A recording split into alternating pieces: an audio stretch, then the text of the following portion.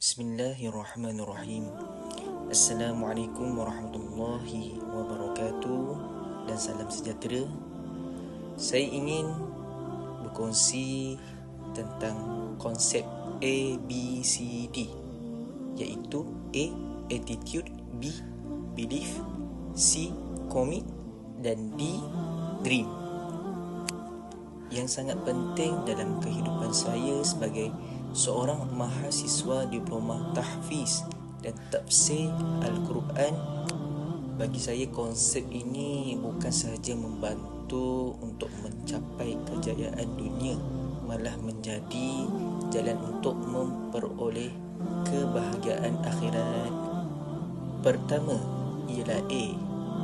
Attitude atau sikap. Sikap merupakan asas kepada kejayaan seseorang.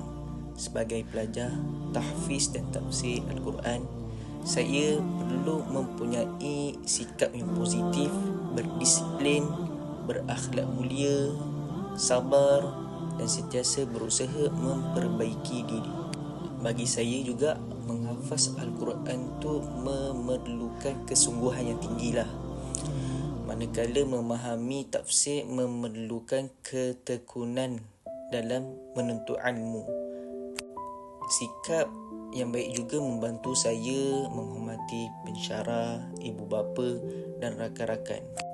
Dalam Islam, akhlak yang mulia bukan sahaja membawa kejayaan dalam pelajaran, bahkan menjadi bekalan yang bernilai di akhirat kelak. Yang kedua iaitu belief, iaitu kepercayaan atau keyakinan. Saya perlu yakin bahawa setiap usaha yang telah saya lakukan akan mendapat ganjaran daripada Allah Subhanahu Wa Taala. Sebagai seorang mahasiswa, kadang-kadang saya berdepan dengan kesukaran untuk menghafaz tugasan yang banyak dan cabaran kehidupan. Namun, keyakinan bahawa Allah Subhanahu Wa Taala sentiasa membantu hamba-Nya yang berusaha memberi kekuatan untuk terus maju. Saya percaya bahawa ilmu Al-Quran itu dipelajari bukan sekadar untuk memperolehi sijil, tetapi juga sebagai amanah untuk diamalkan serta disampaikan kepada masyarakat. Yang ketiga ialah komit atau komitmen. Impian tanpa komitmen hanyalah angan-angan. Oleh itu, saya mestilah berazam untuk menjaga hafazan, menghadiri kuliah, mengulang kaji pelajaran dan mengurus masa dengan baik. Komitmen juga boleh jadi dia bermaksud istiqamah dalam ibadat, seperti istiqamah menjaga solat 5 waktu, membaca Al-Quran dan berdoa.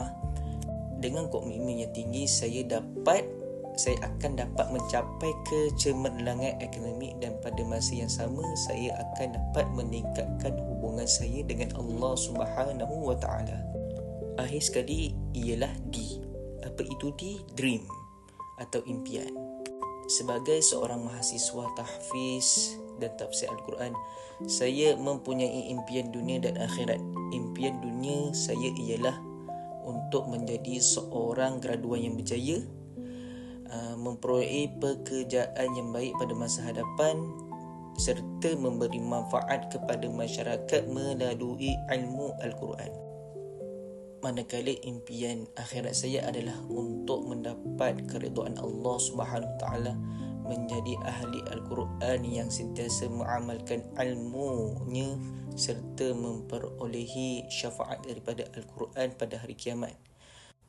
Impian saya yang besar akan menjadi pendorong untuk terus berusaha walaupun berhadapan dengan pelbagai dugaan dan cabaran.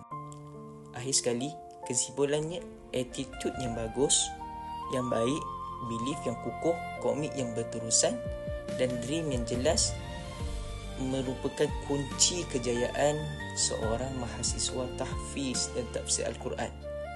Apabila keempat-empat perkara ini digabungkan dengan tawakal kepada Allah Subhanahu Wa Taala, insya-Allah kita bukan sahaja berjaya mencapai cita-cita dunia, malah memperoleh kebahagiaan yang hakiki di akhirat. InsyaAllah. Sekian daripada saya, perkongsian saya pada hari ini. Terima kasih. Assalamualaikum warahmatullahi wabarakatuh.